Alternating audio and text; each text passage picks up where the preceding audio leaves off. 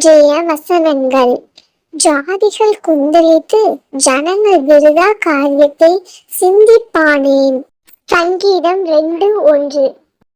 கர்த்தருக்கு விரோதமாகவும் அவர் அபிஷேகம் பண்ணினவருக்கு விரோதமாகவும் பூமியின் ராஜாக்கள் எழும்பி நின்று அதிகாரிகள் ஏகமாய் ஆலோசனை பண்ணி. சங்கீதம் 2:2.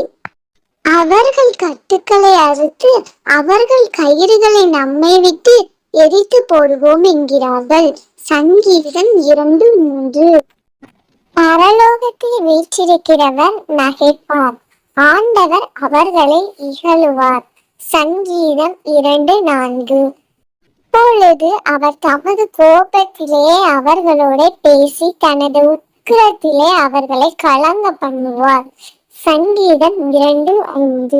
நான் என்னுடைய பரிசுத்த பர்வதமாகிய சியோன் மீதில் என்னுடைய ராஜாவை அபிஷேகம் பண்ணி வைத்தேன் என்றார்.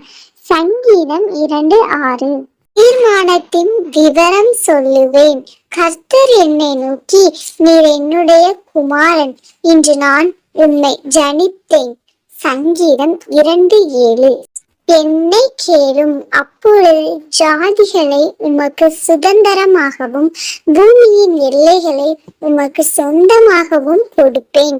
சங்கீதம் 2:8. எறும்பு கோலால் அவர்களை நொறுக்கி குயக்களத்தை போல் அவர்களை உடைத்து போடுவீர் என்று சொன்னார். சங்கீதம் 2:9. போதும் ராஜாக்களே, உணர்வடையுங்கள், பூமியின் நியாயாதிபதிகளே எச்சரிக்கையாயிருங்கள். சங்கீதம் 2:10. பயத்துடனே கர்த்தரை சேவியுங்கள், நடுக்கத்துடனே களி கூறுங்கள்.